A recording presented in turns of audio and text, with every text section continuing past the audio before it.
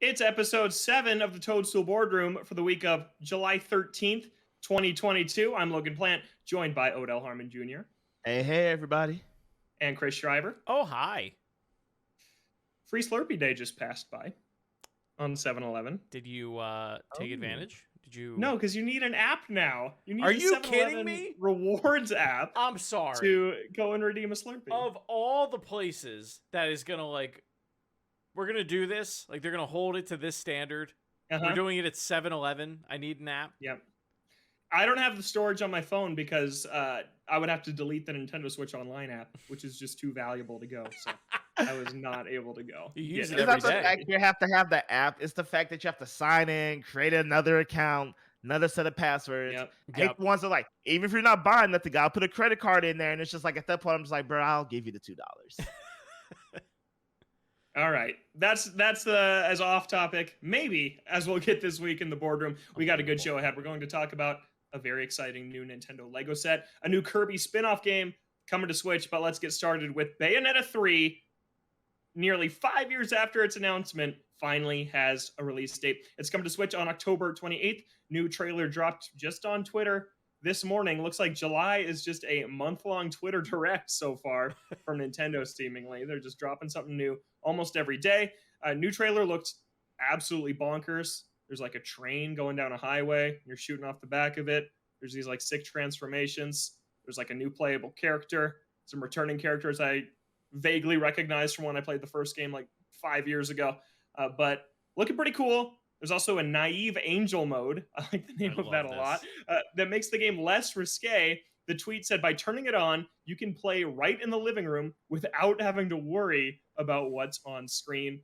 I love that wording from the official Platinum Twitter account. Yeah, it basically gives Bayonetta clothes during her like hair transformation fight scenes.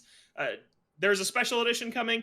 It was only confirmed for the UK this morning, but it is officially coming to North America as of this afternoon. It comes with an art book and 3 unique game sleeves that form like one piece of art when you put them together for each Bayonetta game, 1, 2, and 3. So to make that work, they're also releasing Bayonetta 1, a physical version, which previously only came as a part of a digital download of Bayonetta 2 that's coming at select retailers and our favorite, the My Nintendo store, for $29.99, and that is coming in September. So a lot of news from Bayonetta this morning. Chris, what'd you think? I'm glad that we got a date. I'm glad that it's in October because I think it fits that vibe for sure. I think we even collectively kind of agreed, we expected that to happen. We did.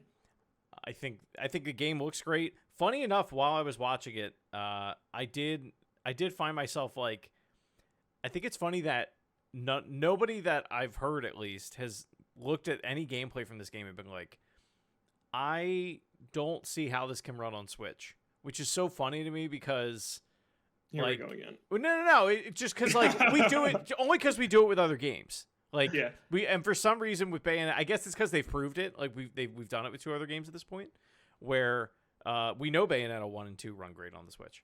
But I mean, no, I mean I'm excited. I'm excited for Bayonetta fans. I'm less excited for the game now after this trailer, and I think it's because I recently played, not to get too far off a tangent, Devil May Cry 5 on the PS5. Okay. And I think I'm just getting to a point in my life with some of these like so over the top action games where it's like, I mean, that's just what it is. I just can't. Like, I laugh that it exists and I love that it exists for people that want it. I don't know that I'll play this game. But I mean that like the action looks cool. Like it looks like a fun, looks like a fun game. Yeah, Odell, you were telling us you played the first 2. What did you think of this trailer?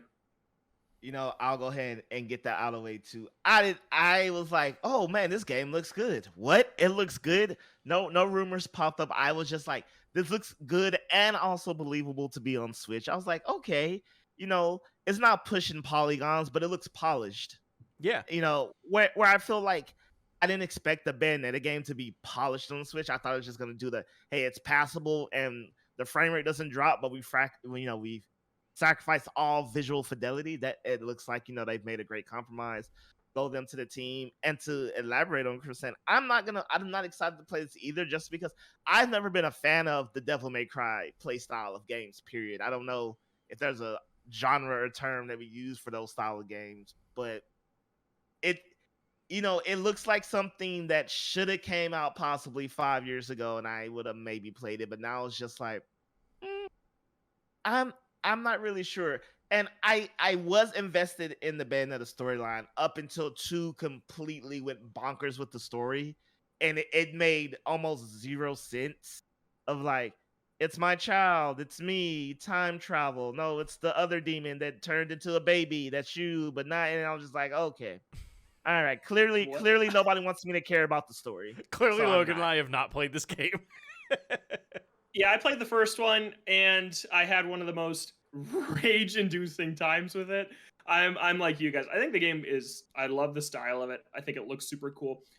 From what I have not played 2. I've played 1. From what I've seen of 2 and what we're seeing of the pre-release coverage of 3, I like the kind of color palette and set pieces more in those games than what I played in the first game. The first game was, I thought, very drab color-wise and did not have much variety from level to level. And just what I've seen of 2, I've seen a lot of it, and this one too. It just looks a lot more creative, I think, in its set pieces, and I guess more risky with its enemy designs and its color choices. Like, it looks more fun to look at, which for me, who was not going to memorize these 16 button input combos to become really good at this game, I just want to be able to mash buttons, see pretty colors, and have a good time.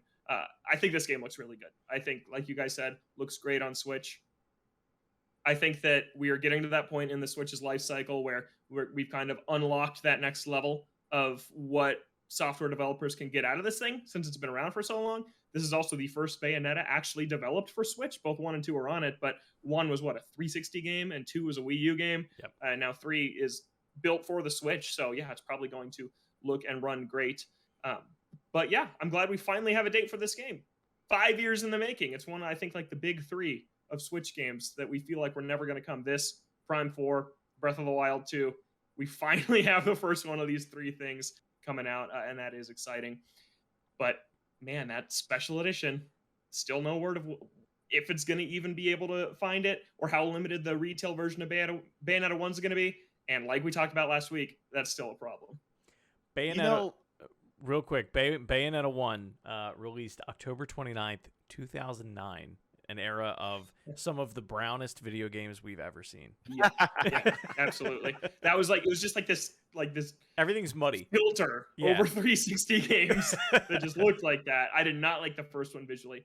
But then, there's this boss fight near the end of the first game that was so hard. I think I died like 30 times in a row. I was playing with my friend Kevin. I switched to handheld mode so I could mash the buttons faster because the Joy-Con, they were closer together. Oh, because there's touchscreen support in handheld modes. You can just like touch the touchscreen really fast to like build up your combo meter, and I still couldn't do it. Wow. And I just remember we were sitting there, we had a baseball game on the TV, and I'm just sitting here in misery, just trying to beat this boss. Eventually did it, but it kind of turned me off from trying the second one, which is why I haven't yet. I fully admit I'm bad at Bayonetta games. The combat styles just never clicked for me personally, but I think I share the same sentiment as you guys. Thrilled for Bayonetta fans, this is finally coming. And one of us has to play it. It's the behind-the-scenes Toadstool Boardroom rule. Published by Nintendo. One of us has to play it. Who's it going to be? It's probably going to be... it's probably going to be... I mean, I could. My thing is, I just don't have no desire. But I've played the first two, so I'm like, it wouldn't kill me to play this one. But you have the most experience. You do. You do. I think it's your turn to step up to the plate. All right. I love that. Like, I might have to play it, but I don't have to like it. Like, yep.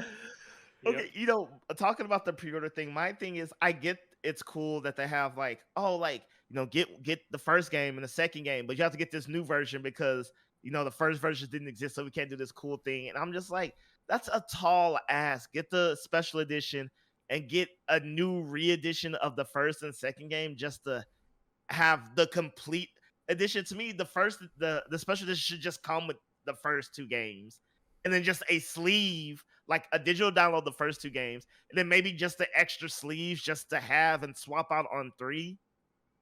That could just, Yeah. I don't know. The fact of buying more games that won't be readily available just seems dumb to me. Like, I can't even make it make sense in my mind. It is pretty stupid. Like, if you are a Bayonetta fan, and you probably already own the Switch releases or the PC one. I mean, how many times has it come out at this point?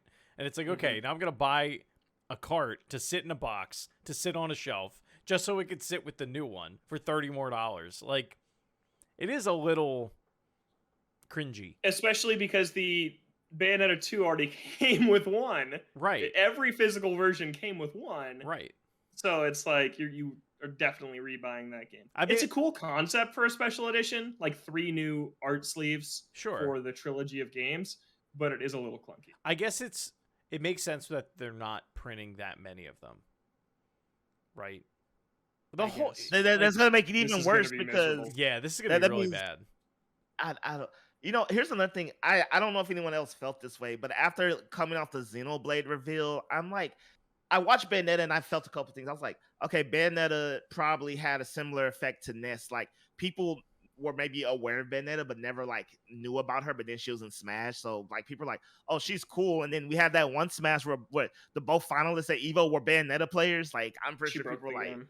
Yeah. yeah. So, and I'm thinking, so Bayonetta's popularity for at least Nintendo fans clearly has to do with Smash Bros. And the Switch, and clearly they noticed in the sense that like, I as I watched this, I felt like a lot of care was put into thinking this might be people's first actual Bayonetta game or true introduction to her. So we're gonna, make it good, make it pop, make it polish. And then I'm like, but the Xenoblade games still look like trash, and that's like a Nintendo thing, which makes me think in my mind they are like, man, Xenoblade fans don't care.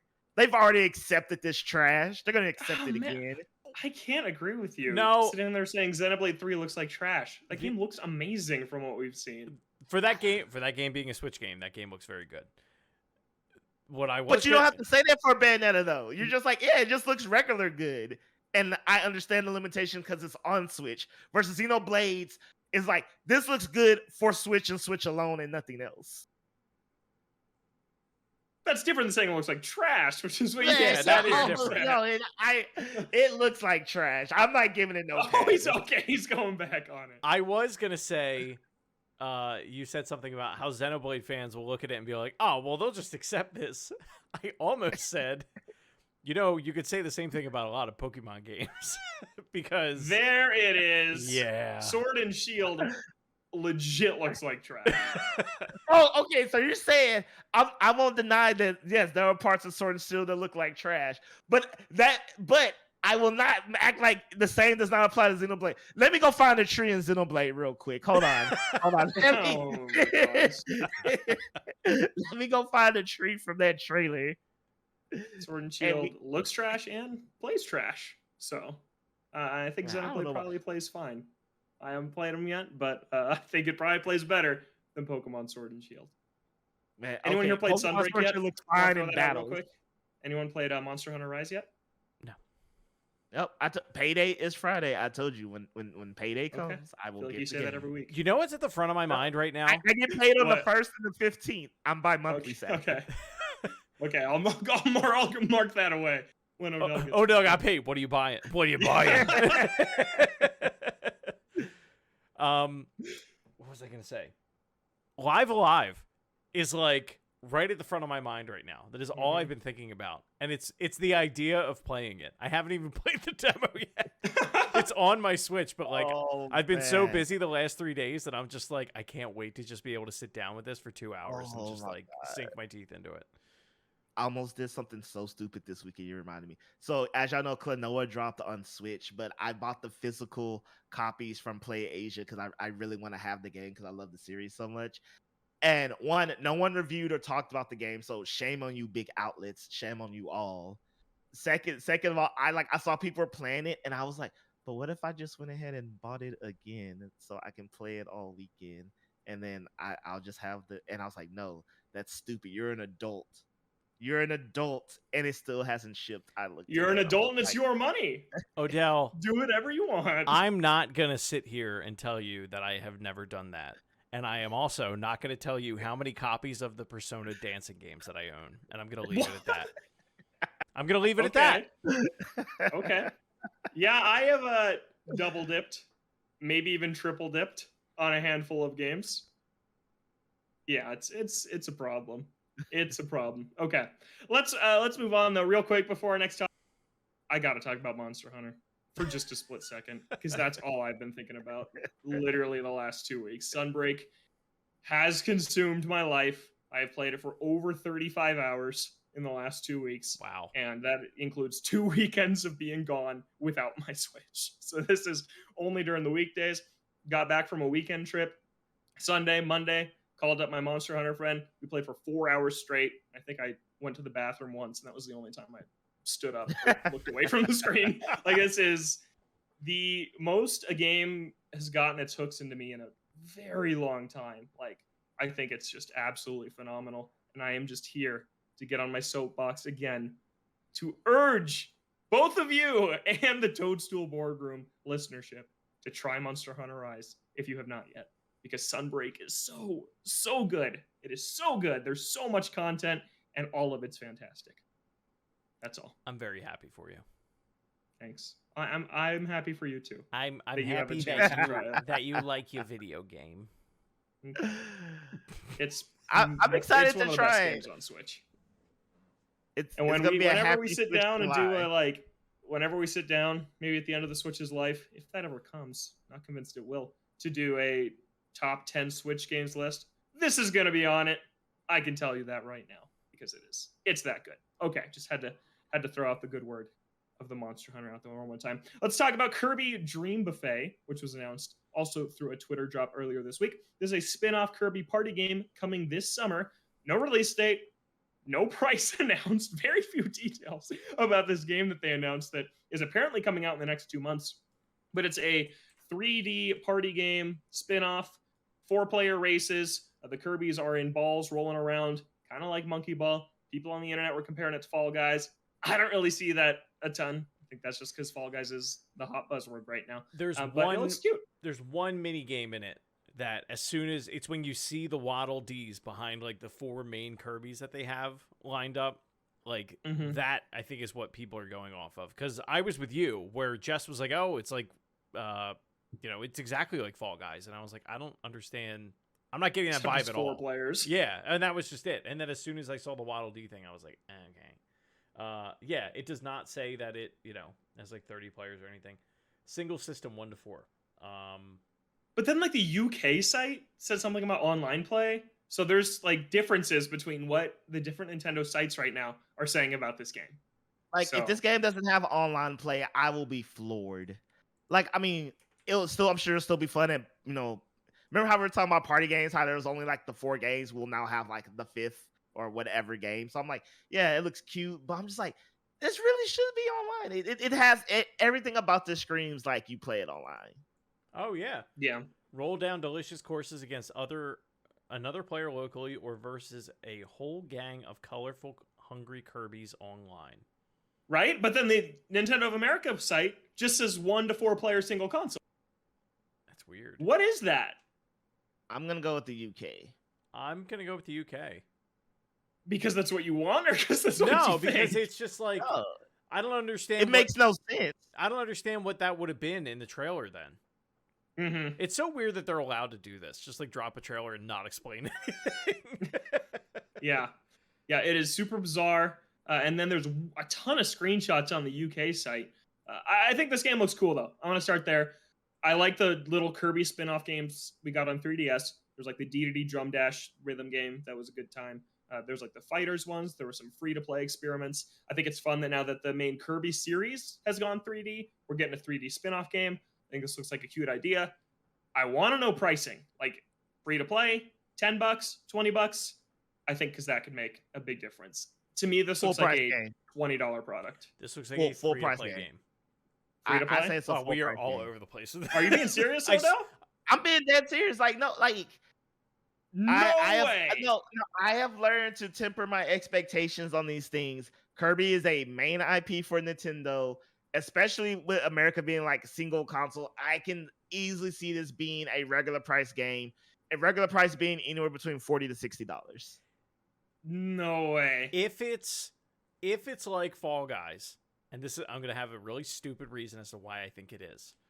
And it's because in the screenshot on the Nintendo UK, release of this game, whatever, there's a brown Kirby that is not in the trailer, which means that there are 5 different colored Kirbys that they have shown for this game.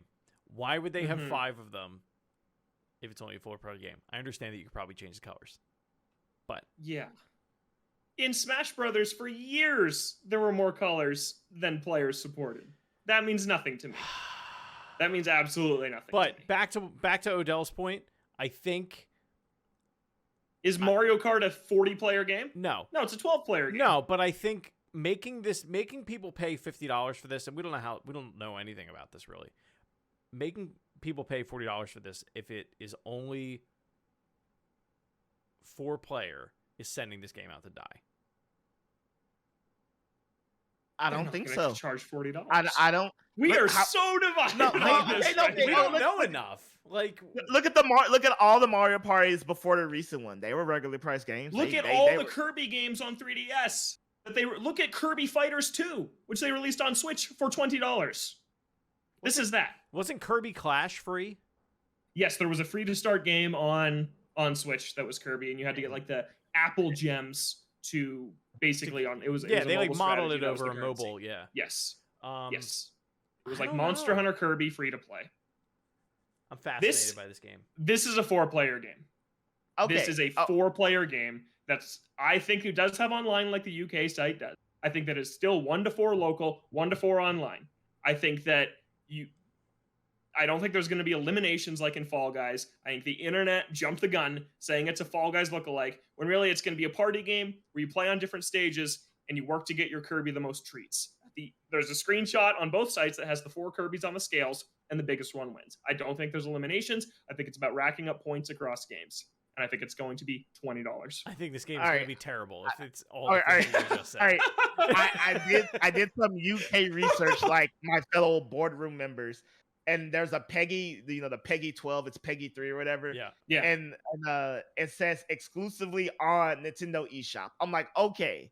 Mhm. That screenshot there makes me think, okay, maybe I'm wrong. That seems like a really odd thing to say exclusively on Nintendo eShop. Yeah. How many first? It is a download-only title. It is not a retail pack. Right. There's no way Nintendo would release a $60 or even $40 download-only game. Sushi Striker, Way of Sushido was a $40 or $50 game and got a retail package. This is a $20 downloadable game that will be fun for 20 minutes, and then no one will touch again. I don't know. Except me, I because still I like don't games think like it'll be this. free. We might get a $30 game, but free with Switch Online, yada yada yada. I would love that. I don't know if they're there yet. I don't know if Nintendo is yet at the point where they're going to start putting full games like this in Switch Online. They should. They absolutely should get to that point. It's a great incentive to add to that tier, but I don't know if they are ready to give up just the net raw income of selling this game to people who already subscribe rather than pushing their subscription base. I did not. Right. I did not realize that IGN ran with that headline. Like, Yes, they did. I hope they're right, because if they're not, they're gonna look real dumb. Everybody ran with that headline. Nintendo Life ran with it. That's Kotaku ran with it. crazy. Everybody ran with the Fall Guys headline because Fall Guys is huge again right now.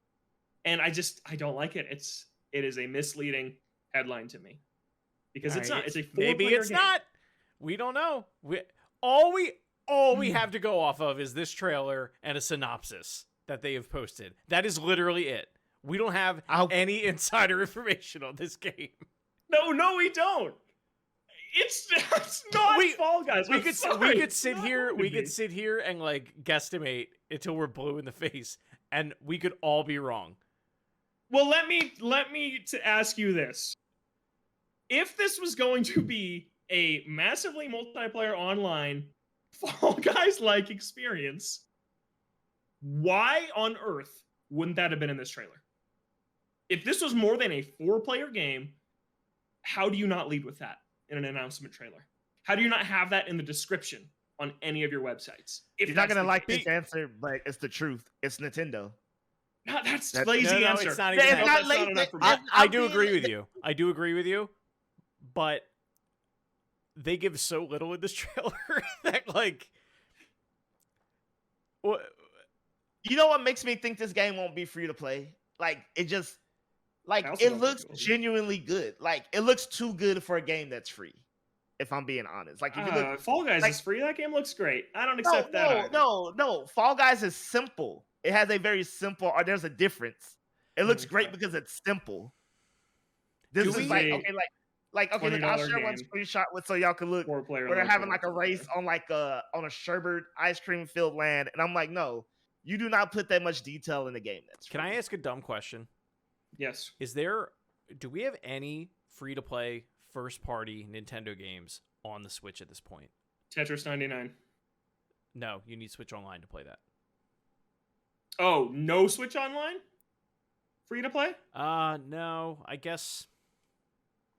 When you, You say know what? first party, do we mean That's- like with the characters or just first party Nintendo? This is a Switch Online game. That's exactly what this Okay. is. Okay. This is a Switch Online game, and this releases at the September Direct. At the end Like of summer. same day? Yeah, like same day. Oh, Because what we talked about before, September is when those subscriptions need to roll over. right. That's what this Yeah. is. I'm How locking many it players in. is it? It's 4 players. And that's fine. I will die by that. That's It's 4 fine. Players. I can agree with that only because I don't trust Nintendo. I'm amazed that they got Fall Guys to run on Switch at all. I don't trust Nintendo to be able to figure that out. Mhm. Look at how Mario Strikers Battle League, you couldn't even play with 8 consoles at once. Yeah. Maybe if it's not 4 players, it's max 8 because we've seen some games be 8 players, but I think it's 4 players. I'm gonna stand by $20. I think this is a $20 game. I think it's weird they didn't announce that though. I will change my answer to this game will be priced higher than everyone is expecting. I'll just leave it at that. Maybe not full price, but it'll be a price point that's gonna make everyone complain and have a new discussion and yada yada yada. I don't know. Maybe there's a first player. I hope another trailer comes. There's like a single player campaign, so I can be like, oh, there he is. There's $40. That would be insane. A monkey ball. This is more like monkey ball than Fall Guys. I just want to throw that out there. They're literally rolling around. It is way more like a marble game than like Fall Guys. I mean, I that's wouldn't true. be mad about that if that's. Yeah. Me neither. Yeah. But anyways, Chris, you've convinced me. I was going back and forth, free to play or $20. I agree, free to play. They've experimented with it before with Kirby specifically. The fact that they didn't announce a price, I cannot think of a time where they haven't announced a price on the for an announcement like They this. don't give you anything. Like This is they're gonna just cost saying money. we're making a thing and it's coming. That's literally all Yeah. they've done. Mm-hmm. All Okay, right. yeah, I'm with you. But if it has a price, Odell, it is no more than $20. I will be shocked. I will buy you lunch if this game is more than $20. So you just buy me the game? No, I'm not. If it's more than $20, lunch is cheaper. That's a hell of a lunch. That's fair. All right, we all got to go to the Kirby Cafe when we go to the Boardroom Japan trip because that's all I want to do now. All right. Okay. Wow. Didn't expect that to get as heated as it did, but I love it. I love it. So real quick before we move on, I want to talk about what do we think of Nintendo's lineup for the rest of the year now, because we basically have an idea, I think, of what it looks like at this point, unless there are more surprises in store. An Advance Wars release date potentially, but from what we know right now, this month we've got next Friday on the 22nd, Live Alive. Then the Friday after that is Xenoblade 3. Then September 9th is Splatoon 3. Sometime this summer is Kirby's Dream Buffet for either $0 or $20. Then on October 20th, we got Mario Rabbids Sparks of Hope. October 28th, Yay. Bayonetta 3. And then November 18, Pokemon Scarlet and Pokemon Violet. So Chris, let's start with you. How you feeling about the second half of 2022 for Nintendo? I think it's solid. I think them, and we said this before, but like I think them not having a first party direct is fine. Like they have enough in the catalog at this point to keep them going. And I mean, first party included that we already knew about, right? Like Splatoon, Xenoblade. While I don't think there are a lot of games there that are for me, I think for like probably the more hardcore Nintendo, because my interests branch out everywhere. I'm not a lover of one device. I'm a lover of many. You know, I think no one's gonna No, no one's I going got near nothing. it. No, I think if you're a diehard Switch fan, there's between Monster Hunter and Xenoblade. Like, if you're a JRPG fan or just like a fan of Japanese development in general, this year's a banger for you on the Switch. There's so much coming out. Mm-hmm. How about you, Odell? What do you think? I think it's like A+ actually, if I had to give it a ranking, because there's something there for everyone and there's consistent drops. And so one of the biggest things, like I've talked about on shows with y'all in general in life, professionally, non-professionally, is that, you know, since 2020 and the releases of, you know, the Series X, Series S, and the PlayStation 5, people have constantly been like, where are the games? Where are the new games? You know, not the remakes, not the, you know, the enhancements. Where are the new games? Xbox is just kind of like, hey, we have Game Pass, but that's mainly old games, you know, day one, like, you know, indie titles and some things here. PlayStation, you know, they're coming. We know they're coming. They're big titles and stuff. But Nintendo just quietly, you know, during these game droughts have been releasing content consistently. Maybe they're not the Marios, maybe they're not the Zeldas, but, you know, we can get things like Animal Crossing, Metroid Dread, we got Pokemon, you know, the big titles are there. But even when they aren't, games are always consistently coming out. New, unexpected, fun. And this year is just further proof of that, where if we look up the lineup of like games that have an official release date, games that people are excited about that we know for a fact are coming this year, have release dates and stuff, the majority of those games are Nintendo games. Nintendo has just been quietly, in my mind, winning for the past 2 or 3 years. And I say quietly because we're not making a fanfare about it. We're not like, you know, every Xbox press conference, people are like, we got the games. And I'm like, but do you though? These are things that have come out, are going to come out, or things that just, I feel like generally aren't exciting. It's just a numbers thing. But Nintendo's like, no, you have the games. I look at like my collection of Switch games, regardless if they have Mario in front of the title or not. It's like, I have every year 5+ Switch games, you know, since 2020, and it's like, and I don't realize. I look and I'm like, man, I have a lot of Switch games. There's a lot of content the Switch has given us despite its faults, and this year's just another showcase of that. Because the crazy thing is, guys, there still may be more games that we are unaware that are still going to come out this year. I don't think anybody else could be like, oh, look, there's 7 games for the Switch. Like, if PlayStation has 7 games announced right now, we're like, that's it. They're not adding more. But the Switch could very realistically, between now and December, have 3 to 4 big titles coming out that we don't know. And that just blows my mind. Yeah, I feel like if that was true this year, we would have had a real direct this last month or this month to kind of pull the curtain back on those. But I see your point that like they always have stuff ready in the background to go. And I felt this way last year. I feel this way this year too. I'm loving the last couple of years of the Switch's lineup. I think that, yeah, we've taken a little bit of a break from the heavy hitters like mainline Mario or mainline Zelda or Smash Brothers or things like that. But what we've gotten has been so awesome for rounding out this library as a whole. Last year, Metroid Dread, Mario Party Superstars, love it. This year, things like Nintendo Switch Sports, very random, come out of nowhere. A cool addition to the Switch's library, or Live Alive, that just shocked everybody at the Direct when it was announced. Like, just so many cool things that are satisfying very specific corners of Nintendo's audience. And I'm just a big fan of that because we know the big things are still coming. We know that next year will hopefully be the big blowout year for Breath of the Wild 2. But then in the meantime, there's so much cool stuff coming this year. And already has been a lot of cool stuff this year. Kirby was outstanding. Pokemon Legends, I really liked that game. Like, I think it's been a really cool year. So yeah, I like this lineup a lot. I am excited for over half the games on it personally, and the ones I'm not personally into, I still think are super valuable and exciting for the Switch. So I think it's been a great year, and it's going to be a great second half of the year. I do want to ask. Go ahead, Odell. Yeah, I just want to say real quick, Logan. I know what you're saying about like maybe we won't get those big games, but I don't know because look at the turnaround between Kirby announcement, Kirby release, Metroid Dread, Metroid release. You know, I mean, hell, even this Kirby free to play game, so to be determined. Their announcements outside of like Bayonetta, that's one of the few ones, and maybe we knew Sparks of Hope was coming, but they're announcing a game and turning around and delivering a game has been really quick lately all of a sudden. And like, there was that rumor about that Donkey Kong IP thing release, but the company just do that. But I wouldn't be surprised if that was true. And Donkey Kong's announced in September, and we're playing Donkey Kong in October. Like, just with the rate of how they've been announcing and releasing things. The reason I push back on that is I don't know where you put them, right? We know Nintendo holds on to games to give all their releases room to breathe. Like Xenoblade has been done for who knows how long. It moved up 2 months just because that's how they wanted to space things out.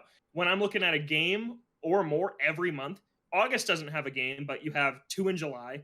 One's on the 29th, so that's basically the August game. Then you have a September game. You have 2 in October, and you have Pokemon in November. You could put something in December. Maybe there's one surprise thing waiting in there, maybe deciding if it's going to be Advance Wars or something else we don't know about. But I just think that the schedule-wise, it's so full, and they don't want to stack it so things don't get their proper time in the spotlight before they move on to promoting the next thing. I think Advance Wars is a rare exception in that game, they could say at any point that game is going to come out. I don't think they will. I don't think they will specifically because the GoldenEye HD remaster for Xbox is done. Like the achievements are posted on like Xbox's achievement database. They have not released that game, and they pulled it. Allegedly, they pulled it from E3 because of the conflict in Ukraine right now. That is the only game that I could see them like double dipping on. If for some reason, I don't know, if somehow that gets resolved and they decide they want to release it, because that game is done.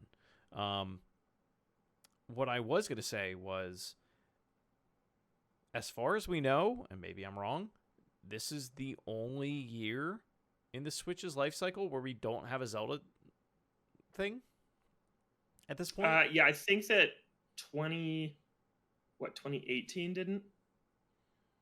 The year after Breath of the Wild. Breath of the Wild was 2017. Hyrule Warriors was 2017. I thought we missed 18, and then when did Cadence of Hyrule come out? Because if that was a 2018 game, then that would fit. I think it was. I think that was. Maybe I'm just thinking of the physical release that came out later. I worked where I work now when that came out.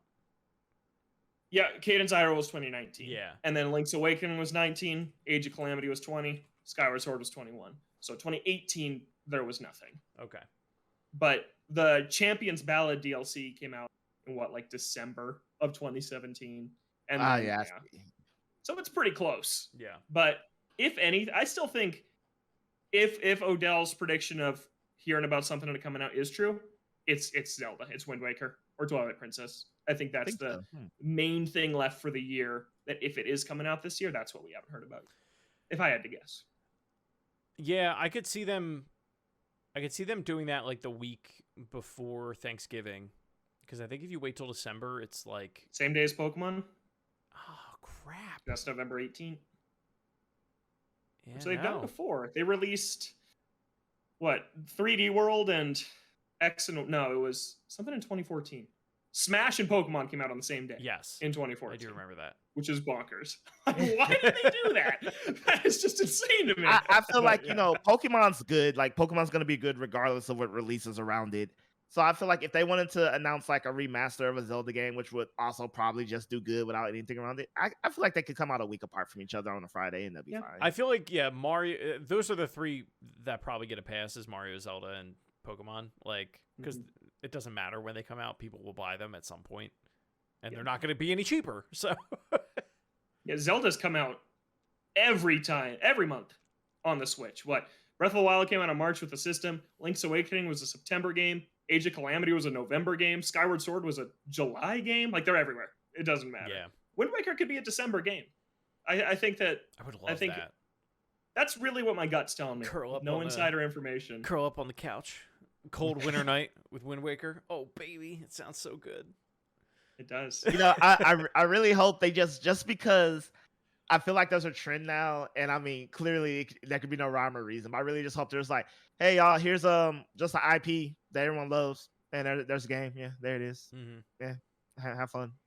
Like, I'm not even saying it's Donkey Kong or just literally like it could just literally be like, hey, here's a Star Fox game, just cause why not? Here's a Star Fox game. It's bad, just like the last three. It would be because Star Fox games are bad. I I'm love upset that because quiet. the world. No, because y'all convinced me, not y'all too, but the world convinced me that these games were just the holy grails of like space shooters or The something. Holy And I Rails. played. Oh, the holy. Oh, I see what you did there. Wait, were you making a pun? Yeah, on rail because they're on rail. Oh, okay, cool. I was just making sure because Chris's face was looking. I was like, oh, did I not? Because it was okay. bad. Because it was a bad pun. No, Because- I'm giggling at Logan apologizing to me like so quietly. But yes, Yeah. I'm just like, and they were just, and I even put like, during I grew up in this era, like goggles on. It was like, no, this is like, if I played this on the 64, I'd have been like, this is like, what the hell is even going on? And that. Chris takes the glasses off. Okay, Star Fox tangent. Because I don't think it's a good series. I don't think it's very good. I think that it was 64 was good for the time when it came out, and then everyone tried to recapture the magic, and every time like it's not as good as 64. Yeah, because it was only good when it came out. No. Even Star No. Fox 64. Star Fox Is Star not a Fox great 64 is a good game. I will agree with you that I look so weird with the glasses off. Star Fox That you agree with me on that? Star Fox 64 is like still holds up to this day. I still believe that. Like the fact that you can go in and play that game, like you can crank that game out in an hour and a half in one path if you choose to. I mean, like, you know what I mean? Like it's such an accessible game that has so much replay value and is fun to play. And you can't say that about any of the other games that came out afterwards. Those games are also pretty bad. Star Fox Adventures, while an incredible game, is not a Star Fox game. It's a good Zelda game. I don't even think most people agree with you that that's a good game. Oh, I enjoyed that's it. not Except true at there's all. one part you have to beat a raptor by pushing the button really fast, and it's damn near impossible. I had to read tips and tricks and do the spoon trick where you get a spoon and you put it on your GameCube controller, and then you tap the spoon really fast, and remember then it this somehow at all. taps the button really fast. Yes.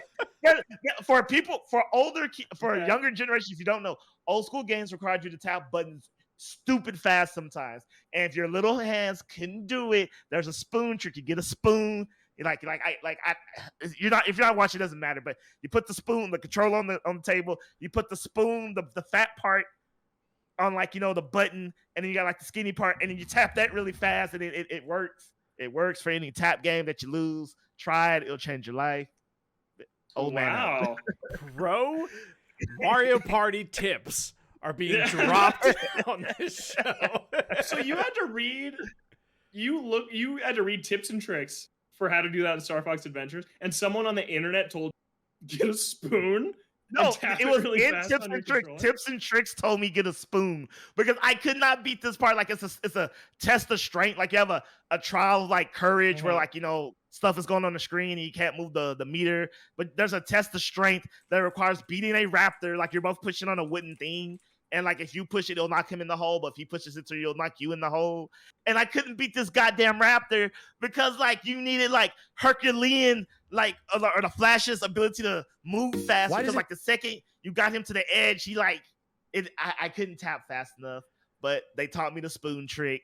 I Spoon needed the trick spoon saved trick me. for Bayonetta when I couldn't Yes. mash the button fast enough. Are you looking Move up the that spoon boss. trick, Chris? I was just gonna say if you have any if you're questioning anything that he's saying at all, if you go on YouTube and look up Star Fox Adventures Test of Strength, it's right there. Like there's an 8-minute video of a guy doing it.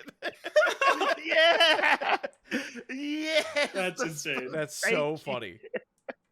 Huh. Man, where's my true Nintendo badge person thing? God, I haven't played this game since I played it on the GameCube. Okay. So I mean, it's possible I could play it, and I think it's trash. But man, Yeah, Logan, go play Bayonetta and use this newfound spoon trick, and I don't you'll wanna be play Bayonetta again. Anyways, that's our Star Fox tangent. We'll have to return to this because there's a lot more to be said on Star Fox as a series. But I want to talk about Lego Bowser now because he's here and he's enormous. 2,807 pieces for $270, coming out on October 1st. Posable head, neck, arms, fingers, and he can fire a fireball. He looks great. I have personally been disappointed with the Mario line of Legos because they're not aimed at us. They're aimed at kids, which is fine. That looks like a cool playset, but not for me at all. Chris, you're shaking your head. I'm shaking Why? your head because I finished this weekend, and this is Ooh. absolute. I'm holding up the question block for those listening yeah. to the audio. This is absolutely an adult build.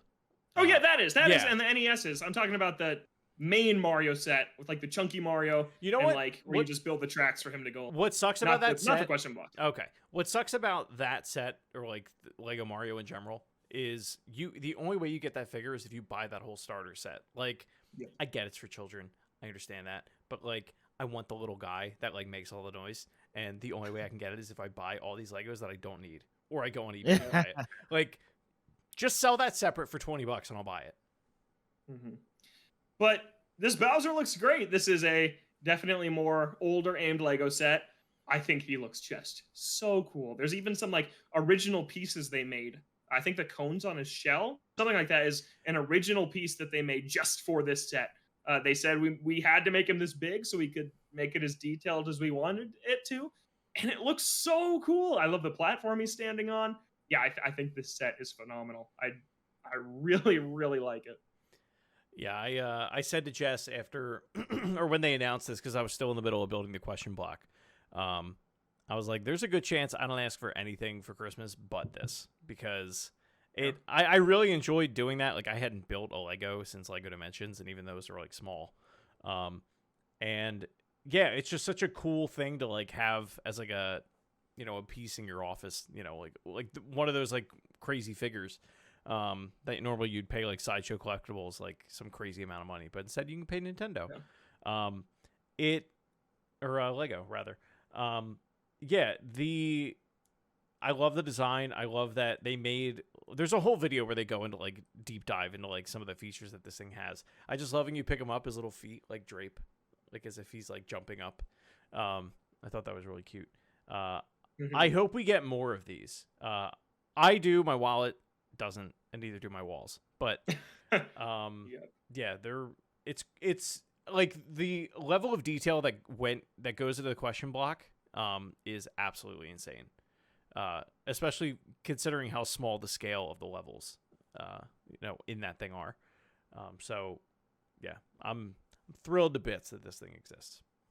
I skipped the question block because I'm like, I like it, but I'm not in love with Super Mario 64, so I didn't feel the need for that one. I have the NES and the TV, which I love. Man, Logan with the bad takes today.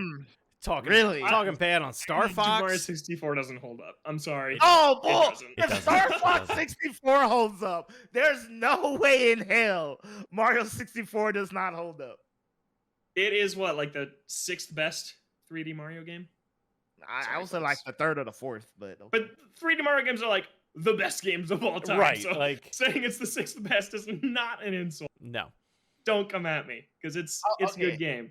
But Right, I would take 3D World, Odyssey, both Galaxies, and maybe 3D Land over 64. I like those games more.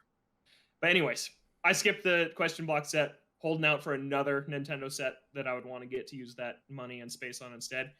I think it's probably this one. This thing is so cool. Odell, what do you think of the Lego Bowser? Here's my bad take. I still need to get the Oh, Super no, I love that preface. I can't find it.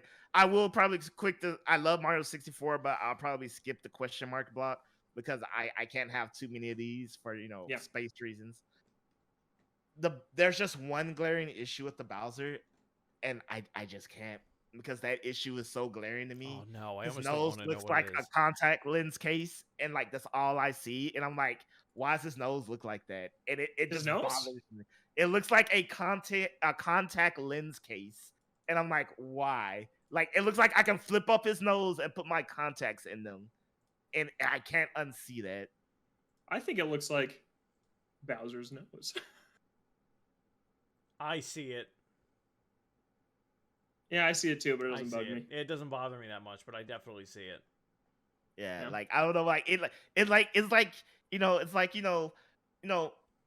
seeing someone that you're attracted to and they like have a honker on them, and it's just like I can't see the beautiful you past that. That's what I meant. He doesn't have it on this one.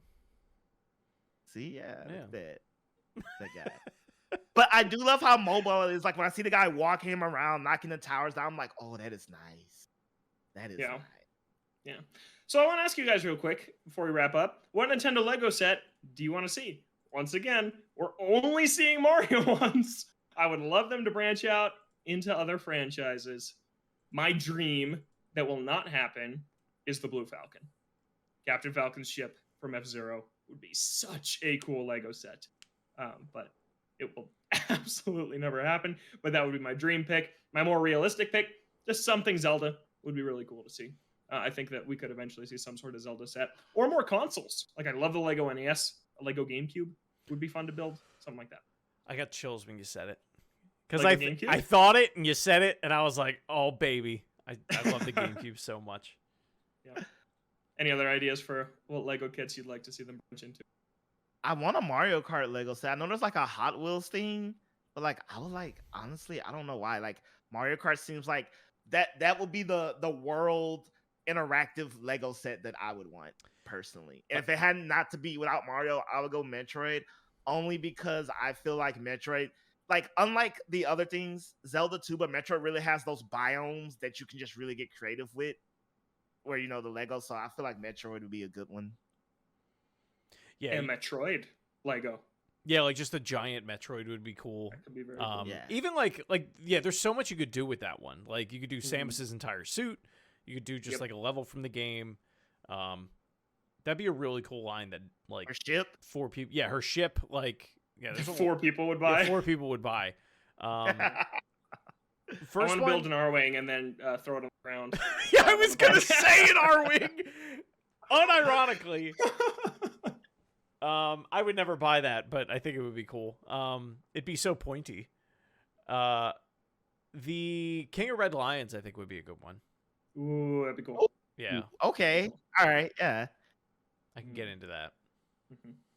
Yeah. Out of like everyone always says Zelda, and as much as I love the idea of like, I don't know, like building, like, where are you gonna put Hyrule Castle? Like, what are we gonna do? Build the Master Sword? Like, there's a lot in Zelda. You built a question block. You built a giant yellow block. You're telling me you wouldn't build a sword? Yeah, but the question block has like shit in it. You know what I mean? Like, However you can justify Zelda it almost seems is too basic fine. because okay, I feel like Zelda is too basic because Zelda would just basically be things you've already can make with Legos, just with like a slight Zelda emblem on it.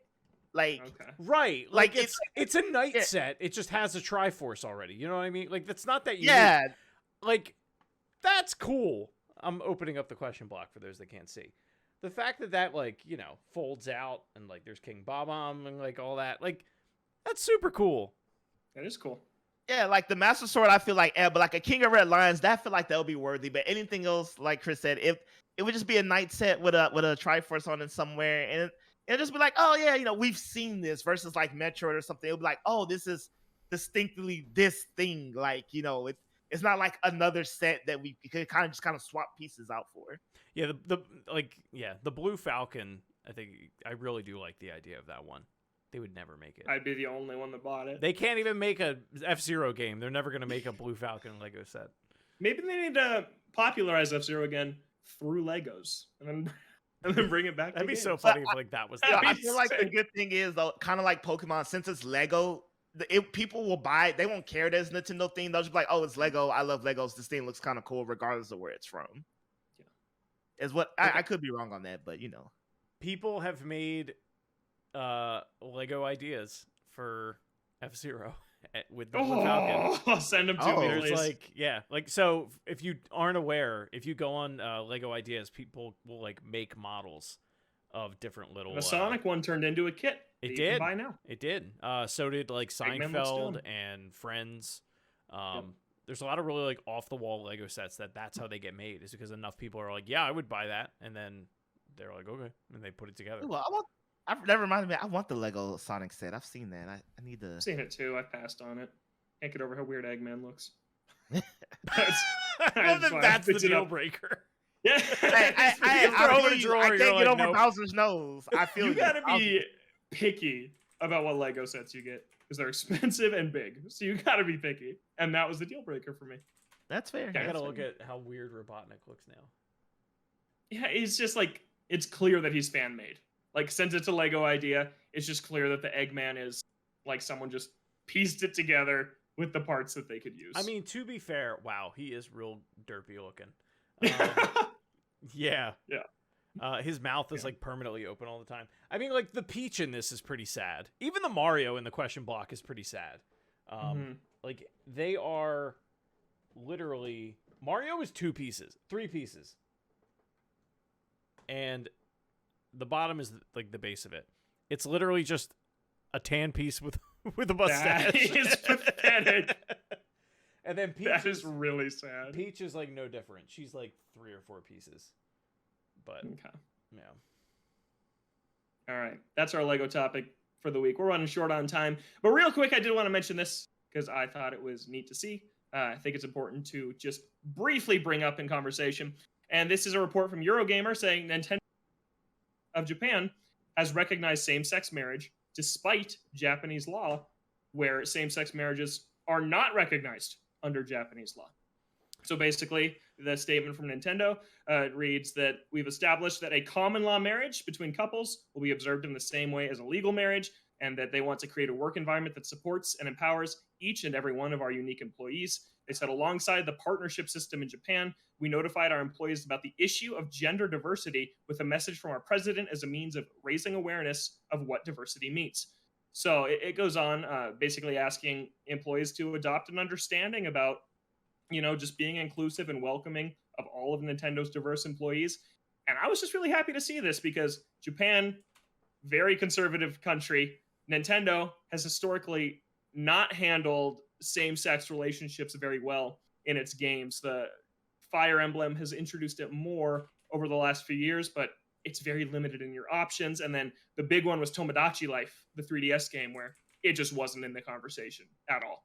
Like anyone could marry anyone in that game. Like you could have Barack Obama marry your mom, but you couldn't have anybody of the same gender marry. And so to see the statement from Nintendo, I think it's a big deal. And I hope that this kind of internal statement of them going against the grain of their own country is eventually reflected in the products that they release world. So I just wanted to bring that up. That is awesome. When you first started talking about it, I wasn't processing what you were saying, and I thought you were saying like we as Nintendo recognize that there are gay people out there. I was like, yes, there are. I think you said common law, and I was like, okay, got it. Now I see where he's going with this. No, that's great. Because there are many countries in the world that would not acknowledge that, and that's pretty crappy. Mm-hmm.